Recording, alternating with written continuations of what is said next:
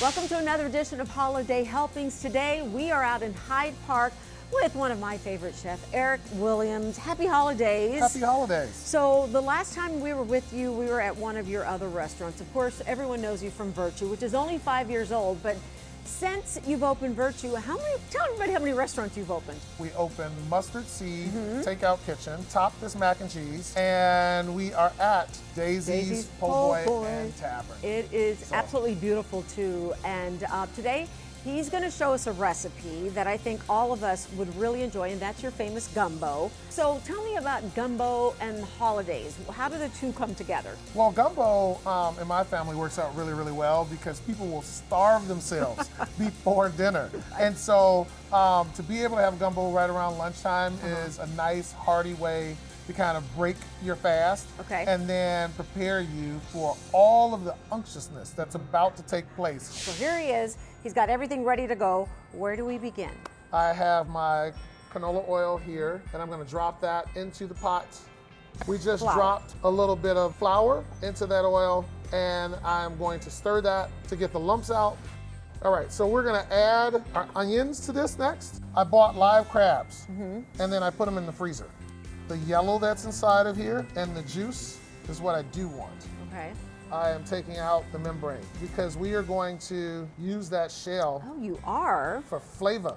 We're going to take out the gills. They add nothing by way of flavor. You're being very thorough. And this is called the tamale or the roe. That I want because that is flavor. We definitely want to save that. We take a knife and we just cut through that.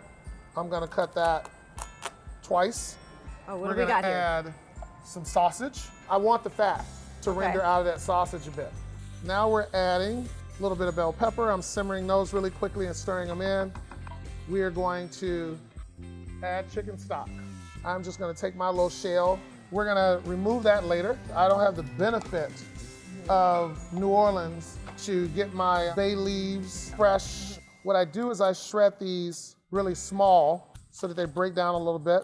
We're going to add our chicken. Now we're going to add fresh sausage, our crab. Okay. So we've gotten everything we're going to get out of this little shell.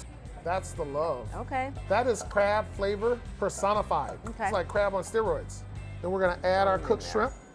I'm adding a little bit of thyme, a little bit of cayenne, and then we're going to get a little bit of this situation Oh, going. look at that. Okay, here we go.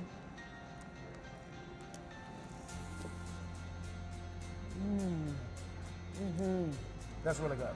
Well, there are a lot of delicious layers here, and thank you so much because I don't want to embarrass this guy, but he has gotten so many accolades over the last 2 years. So congratulations for that, first of all. Thank you, and I'm really just honored to be able to service our community, to have places that are fun. So, you know, my parting words would be, people should come by and try Daisy's Po' Boy and Tavern in Chicago's Hyde Park neighborhood as soon as they can get here.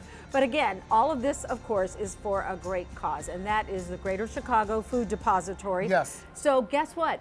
You can have Chef Williams' recipe if you go to our website, fox32chicago.com, click on Holiday Helpings, make a donation to the Greater Chicago Food Depository, and you can have this recipe and others. Happy holidays, Chef. Thank you so much for having us. Happy holidays. Happy holidays.